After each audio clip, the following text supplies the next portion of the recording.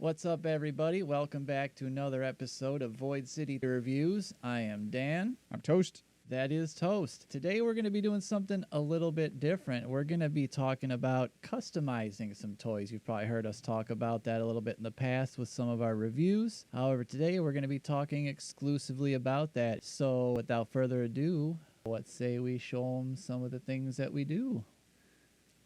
Yeah. Tools and projects. Indeed, tools and projects, and more projects, and some more tools. All right, let's get to it. So, how's it going, Toast? It's going all right. Cool. I kind of talked a lot during that intro. Let's let you start this one off a little bit here. We'll show off some of your projects you got going on and some of the tools that you use to create these projects. Let's see what you got going on here. I feel like I brought half of my table to your house. That's all right. That's all right. All right. So when I started customizing, it was with Transformers, and it was actually this guy specifically. So there was a bunch of sculpted detail he had, these rivets here, these lines, all over the place, and all of it was just flat plastic. So I wanted to panel line him. But panel liners usually come in various shades of gray and black. And I wanted additional colors. So I got these guys. So these things, I've used them on a variety of projects. They work really well, and obviously they come in a variety of colors.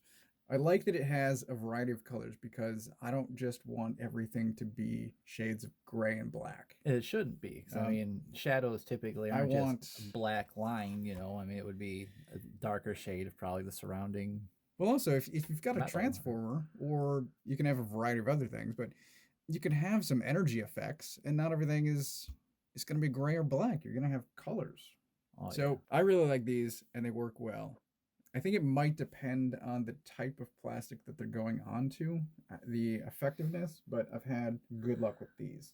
Around the same time, my wife actually already had these, so I stole these from her, and I've been using these quite a bit too. These are water-based, and they work sort of like Gundam markers. So these are pretty fine tip, and you actually push down on the tip and then the ink wells up. Like I said, these are water-based. I use these some directly onto the toy, but I've used them mostly to use washes. And I actually just saved a bunch of bottle caps. So I pour the ink directly into there.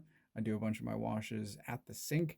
So I just pour a little extra water in there, and I've got an instant wash. I've got a ton of tools in this pouch. So let's just go through this because there's a lot to talk about. One, I've got various grit sanding sticks. I got these primarily for building Gundam kits, but they work for everything else too. If you've got little nubs, edges that need sanding, they also polish. So I think these are actually, and again, I got these for my wife. I think they're nail polishing. So it actually, if you sand a Gundam kit, you'll get them shinier than the default plastic. It's really nice. I imagine, could you also use those if you were to be painting around like a joint or something like that? You could maybe shave down a little bit of the joint before you put some paint on so that it's not too tight or flakes the paint off? Yes. Nice. And in fact, I have one of my toys, I need to do a little bit of sanding on the face because there's a paint blemish, and I'm going to sand just that paint blemish off the face. Nice. I've got various sizes of tweezers. Very useful. X-Acto knife with, again, multiple blades. Again, can't customize without a good set of those. Have a good set of extra blades also. They get dull very quick cutting through all the plastic. I have screwdrivers, which I'll probably talk about later. Yes, a good set of eyeglasses, screwdrivers. Very good to have. One thing that I do, and this works well for certain older figures. I recently took apart a version 1 Cygor from Todd McFarlane. So this is late 90s. One thing people do, I've read about on the internet, is you can drill a hole in the crotch of a figure, and then you basically shove a screwdriver in there and leverage it apart. I see. I don't like drilling a hole. I go at the seam with an X-Acto knife. I create a slit, basically. I do still go up through the crotch because I believe it's best hidden place, probably. Right. Yeah. And then once there's a slot, then I start with a tiny screwdriver, and then I move up to other screwdrivers or tweezers, and again just leverage it apart until it Are you using heat while doing that also of any kind? I don't. I'm not sure that would help because you're really just trying to break. I mean, ideally it's just glued together. Sometimes the hot water will. I've got a letter opener. So letter openers, screwdrivers. I use all of this stuff to wedge action figures apart. I've also got Q-tips. I was talking about the paint markers. You can actually also apply paint directly to a Q-tip and then Q-tip onto an action figure. It's sort of half-ass dry brushing. Like mini sponge painting. Right. Yeah, that'd work. And then I've got a bunch more markers. So I've got a couple of Sharpies, and I'm going to show off Sharpies here in a second. This was another early edition, early purchase, was metallic Sharpies. These things work fairly well if you're doing certain things. So I'm going to get to that in a minute. They sort of fade over time a bit. They can be rubbed off. I've also got curl markers. I've got these in multiple sizes. These work really well. I'm going to show that off in a few minutes. This is another water-based marker. I'm going to show this off in a minute as well. It's an overhead projector marker. It is. And then more panel lining markers. This is my main kit. This has most of my tools, and then everything that doesn't fit in here I've got spread out at the table at home. So we're going to go through some of that. So after panel lining Transformers, I actually moved on to head swapping Marvel Legends. This is a Black Panther head on Spider-Punk. Very nice. And I've got a Boom Boom head on the Mockingbird body. And I think she works really well with the modern black, white, and gray X-Force team. That looks pretty cool. So these are pretty easy customizations. And then just a straight up part switch. Right. And there was no alterations needed because they were both Marvel Legends figures, right? You just had to swap them basically. Right. Nice. And the only problem with that is they don't stick to a consistent neck size. Oh, really? Or even sometimes neck connection. So it's not always as simple as you think it should be. I can see neck size, but even the pegs are different sizes? Sometimes, yes. I got this guy super cheap. I thought the sculpt was great, but I wasn't a fan of the paint. So I got him super cheap. I think it was a Black Friday deal. I added all of the additional black detail into his crevices to make all of this pop more. Yeah, that's awesome. For some of this, I used the overhead marker pen. So we actually just shove this into the crevices and then use water in a bottle cap and a brush, and you move it around, and you basically, it's effectively a wash, but it's a targeted wash because you're using a water-based paint marker. But you get the depth, and then you sort of wash away the excess. So I did that, and then I did a little bit of blue dry brushing. So dry brushing is you put some paint on either a Q-tip or a paintbrush. You get most of it off, and then you're hitting the high points. So this blue up in here. I see. I did this. So it's kind of just like the surface. If it's a textured thing, you're kind of just wanting to hit that surface with a brush that's got barely any paint loaded on it. Right.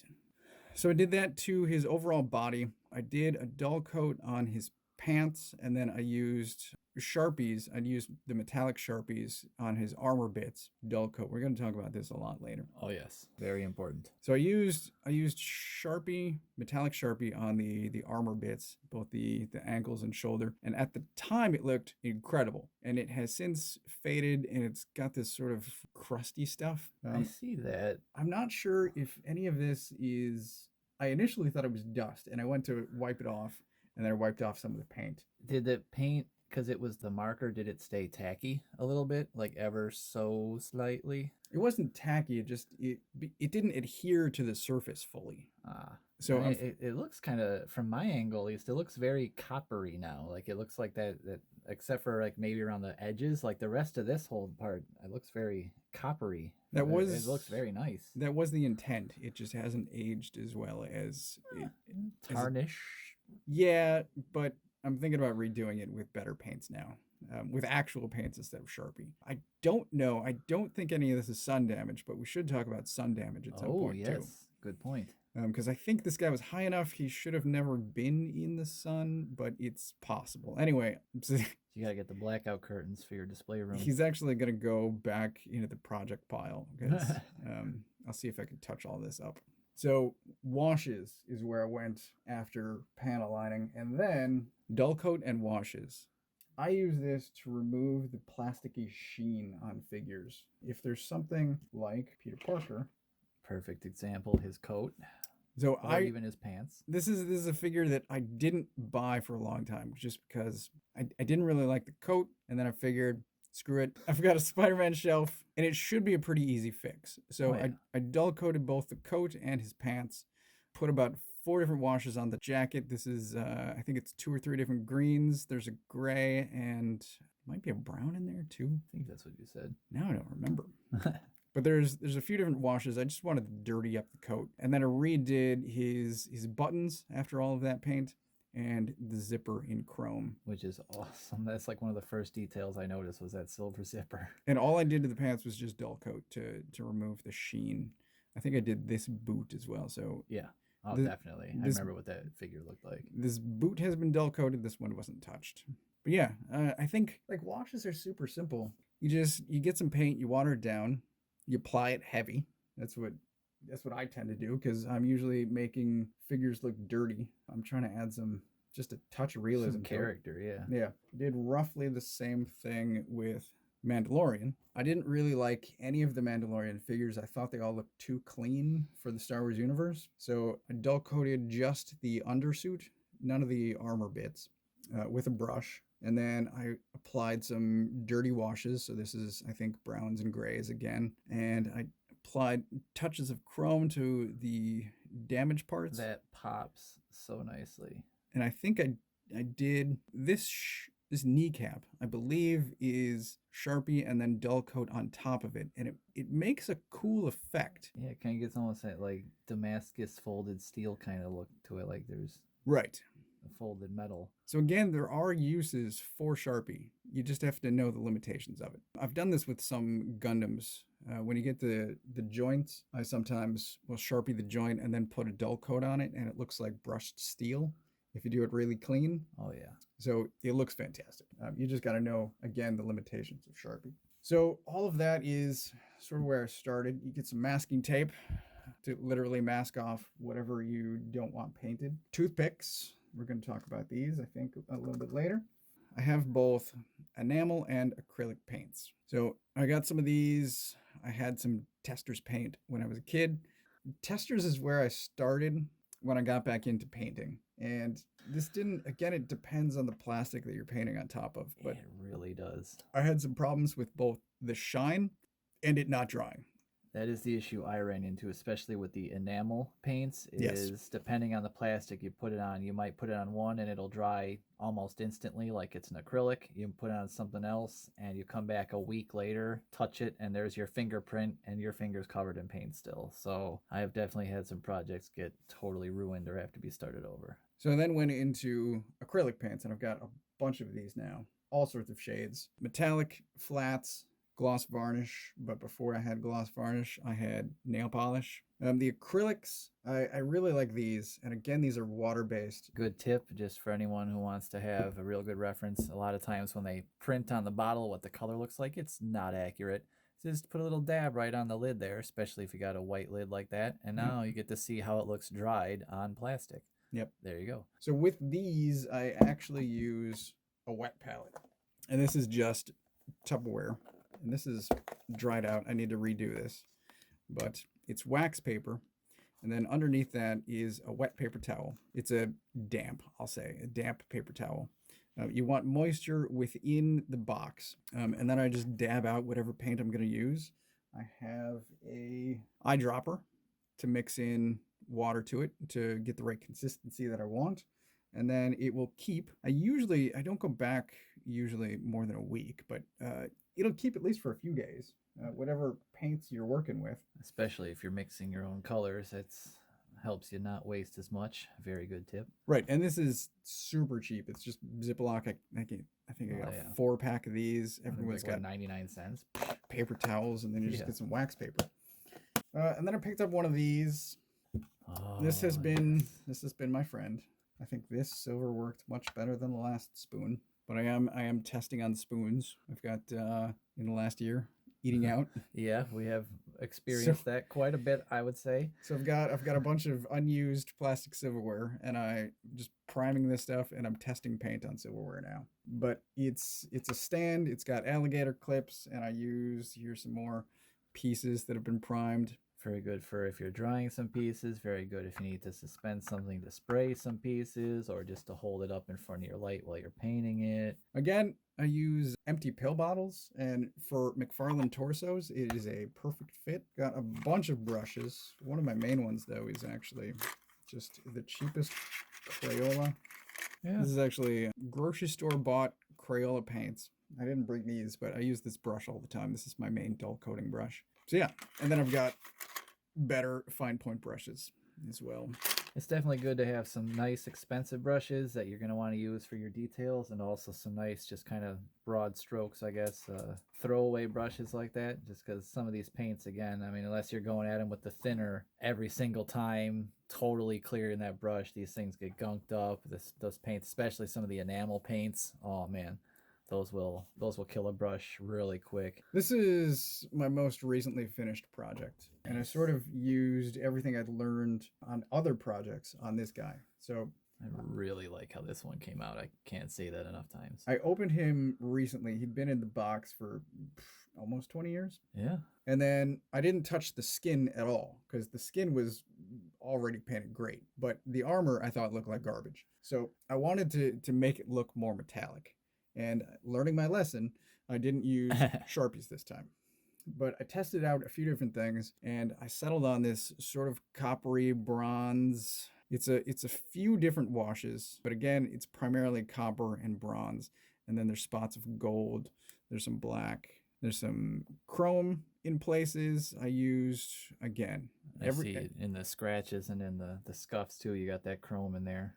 Like up in this, I noticed a lot in this one in that gouge. Yes. That's so cool. I actually cut this. I did this one myself. It just looks so nice because you would have that dull outer surface that's getting worn and weather worn and whatnot. And then once you cut into that, you know, that fresh cut, it would be all super shiny. Like, oh man. Whatever this is supposed to be, I used, this is nail polish filled in. This is body cam. I figured this might be a body cam. This is some ooze. Ooze. I'll use a big anthropomorphic rhino man. It probably is ooze. It's the 90s. All those talking, walking, weaponized animals had ooze. So I'm very happy with this guy. And I'm happy that he's done. This took longer than I expected, but I'm very happy with how it turned out. And I'm glad to be moving on to other projects because once you start, and I did warn you about this. You warned me quite thoroughly, and I said, I'm just going to make one. I've got this idea, and I'm now, what did I say yesterday? I'm 17 in. 17, yes. We've got a friend who doesn't like panel lining because he thinks once you start, you're going to want to do your entire collection. There is some truth to that, I'll say. I've done, I'm going to say minimal work to the Transformers. I just want to do color breakup primarily. And for that, it's pretty easy to just do panel lining or accents. So I've been able to successfully limit the time I spend on Transformers. But when it gets to some of the other stuff, thankfully, I'm not doing, until recently, I haven't been doing repainting of entire figures. It's mostly, so I think this guy finished in maybe 2 nights of watching TV, dull coated one night, did a couple of washes the next night, and then chromed. Thankfully, because none of the work was going on in the same place, I was able to wash the undersuit and then chrome the armor bits. Nice. And then I did roughly the same thing on his cloak. Cape, whatever it is. Again, dull coat just to take the shine off, and then various washes to add depth. And I think there is some dry brushing at the high points as well. That is, I think, everything I have. Oh, at least that you brought with you today. Yes. Oh man, so that's a lot of stuff about painting. Going back to that a little bit, I've got this kind of goofy little stand I made over here. I just out of some cups, just kind of taped some things together. I made some toothpicks to make a little stand here for this jacket. This is another one painted with some acrylic paint, a few layers on there, and some dull coat. One thing to watch out for when you're painting items like this, like capes or like squishy things, I guess you call them. I think that this would be vinyl probably, is your paint can crack if you flex it too much, depending on what kind of paints you use. I'm actually going to experiment a little bit later on with some vinyl paint meant for a car seat. So it's actually meant to adhere to a flexible vinyl surface and not crack and flex with it. So we'll see how that works. It's a spray can, so that ought to be interesting. I guess I could show You've done more sculpting. I have. Painting is something I've only gotten a little bit more into now that I Dremeling? have. Yes, I've done some dremeling, some carving, some whittling. I guess you could talk about hot glue. Yeah, well, I guess. You can see where we started off. Hot glue is, I don't know. I'm starting to think that maybe I won't be using it at all anymore, but I have used it to sculpt certain things. You can show. Yeah, I did this just to kind of hold this in place. That's really ugly and terrible now.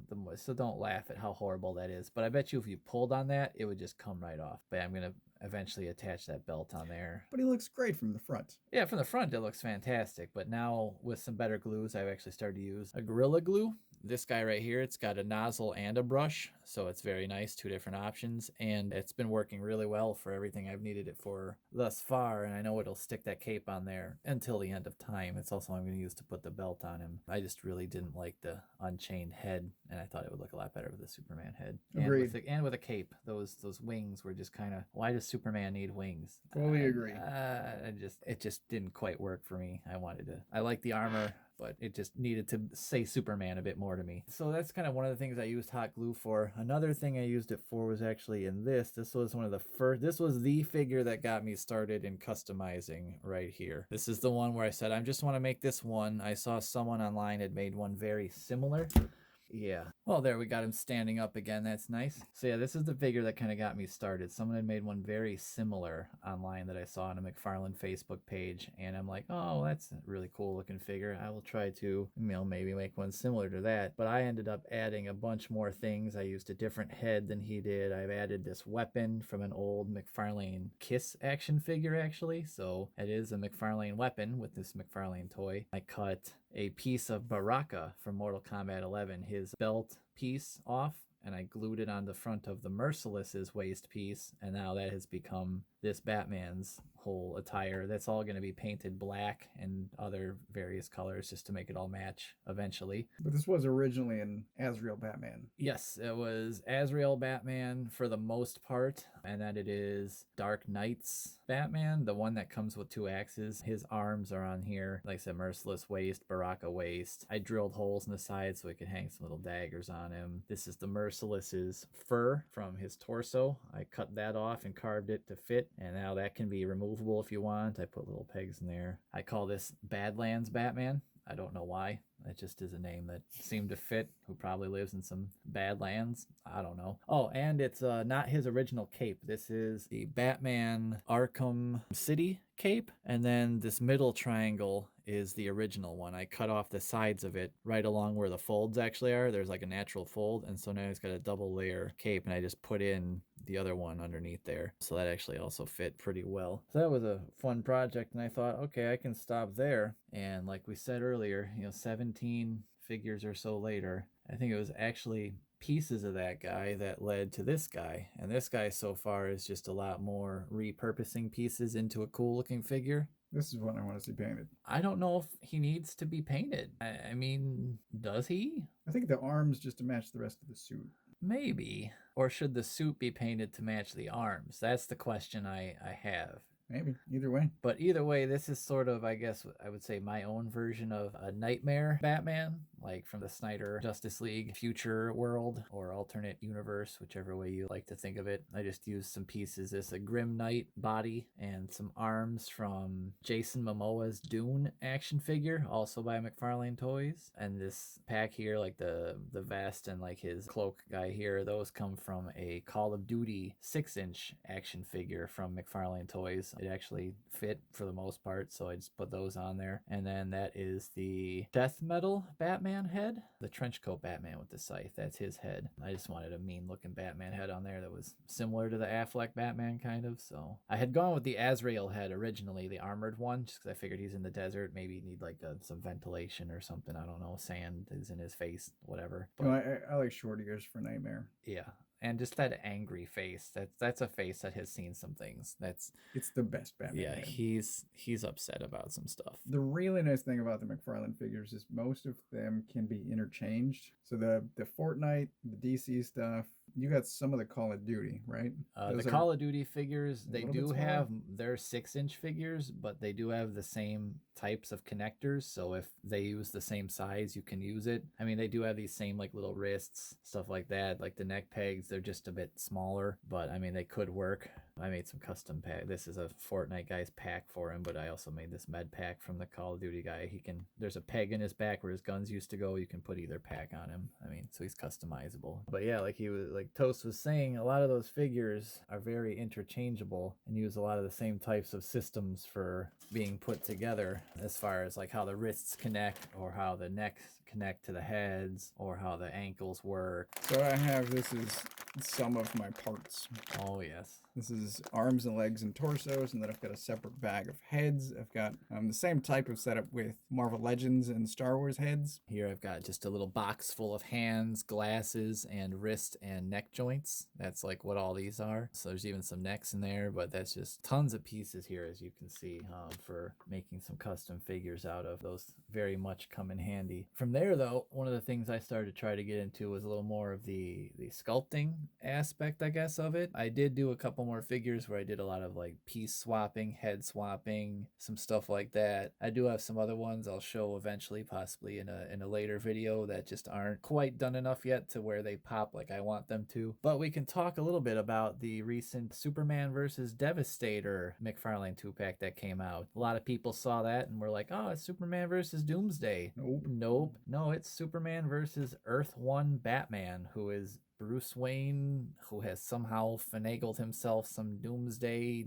DNA, doomsday virus, whatever it was in this version of this week's Baskin Robbins of Doomsday Origins. He made a whole planet of doomsdays so they could protect themselves. From what? Bad writing.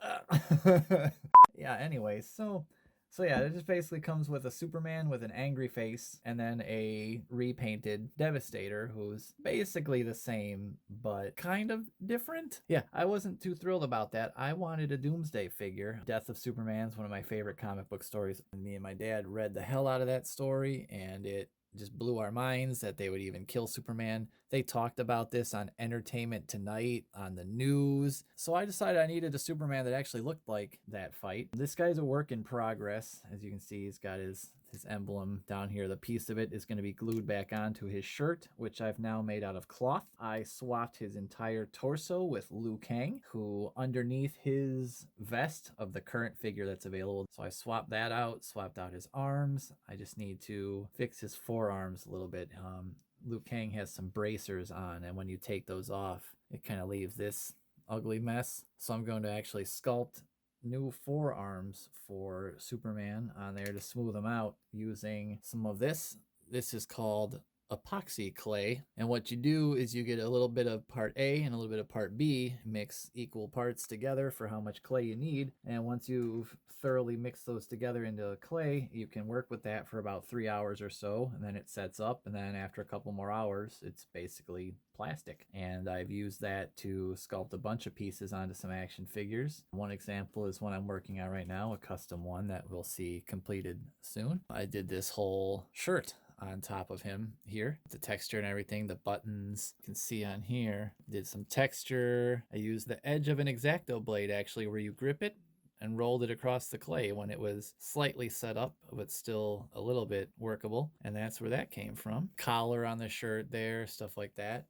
And that sets up real nice, and it's just basically like plastic when it's done. So I'll be using that to finish Superman's arms. And then I'll be adding, of course, some battle damage to him. I added a big cut in his leg here because in the comic he gets his thigh all ripped up by Doomsday's bone spikes. There's going to be blood, obviously, all that fun stuff. I have to cut up his face where Doomsday punches him. So he'll be looking nice. But then that leaves the issue of needing a Doomsday. And Devastator just isn't Doomsday. I'm actually going to show you Devastator first. So this is the original Devastator that comes in the 2-pack. Not the original, but this is the one that comes in the 2-pack with Superman. So he's this kind of short little dude here. He's got his big giant feet, his dark gray spikes, his big Batman ears. He kind of has like Batman spikes on him. He's very Batman themed. So there's this guy. Well, we needed a Doomsday. So now I have a proper Doomsday. That is Doomsday. He is still in the works. There's some paint I still need to put on him. I have completed painting all of his spikes. I have added on spikes.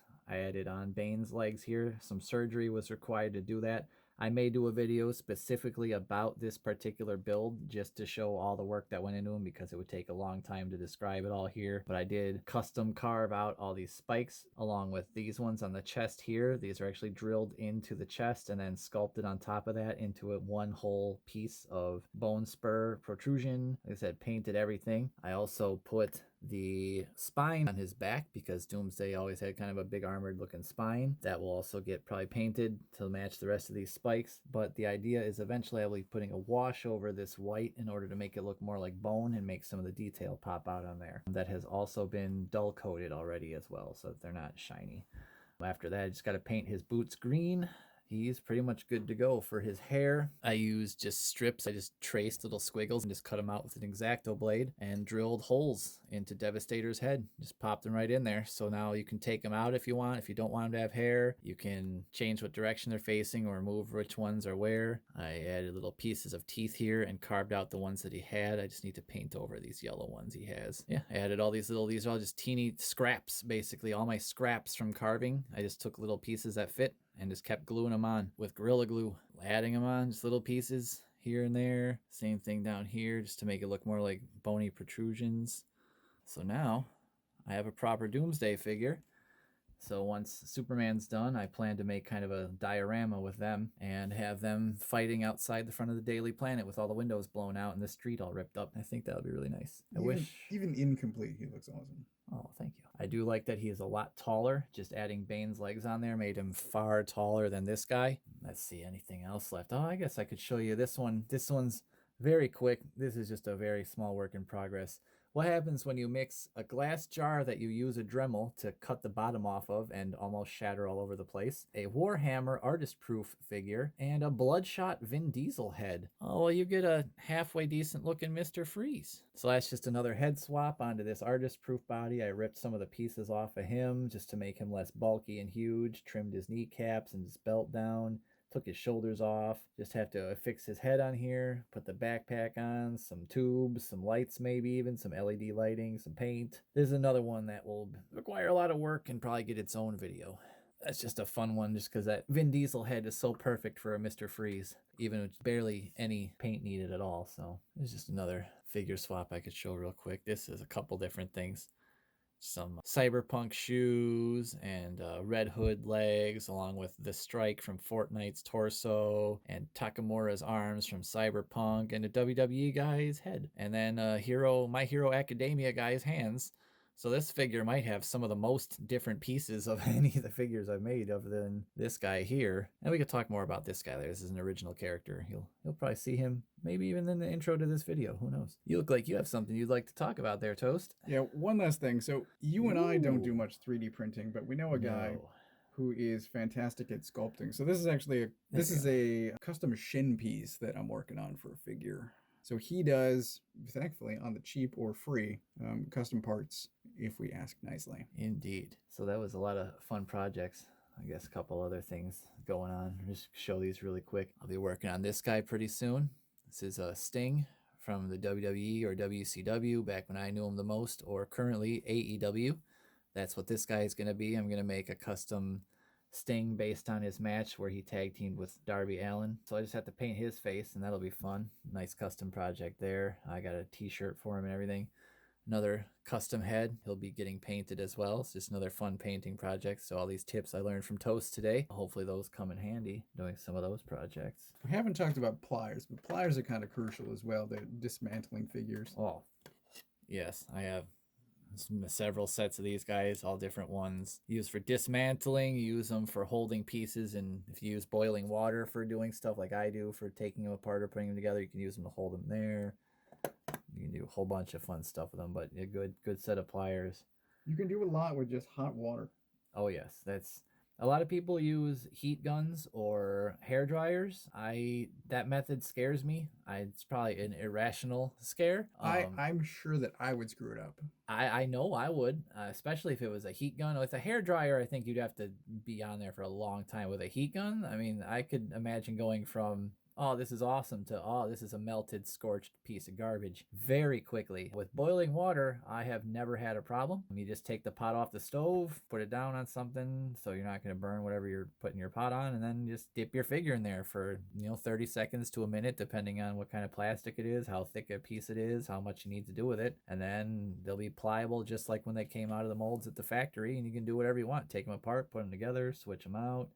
Like I said, I've never had a problem with that at all. That's how I've taken all the rest of these guys apart, switched out pieces. It also helps if you need to trim any pieces or do any cutting. If you want the plastic to be a little bit more pliable, that way your knife will go through it a lot easier and you'll have a lot less of a chance of cutting yourself, like I managed to do every single time I work on one of these projects. I've been lucky recently. I haven't cut myself, but there are times when I realize that I'm really close to just gouging out my thumb. Yeah, I've gotten very close to just thinking I need to add the box of Band-Aids to my action figure customization kit. That's not a bad idea. I mean, I got them upstairs, but one of these days I'm not gonna be able to make it upstairs. I'm gonna have a bleeder.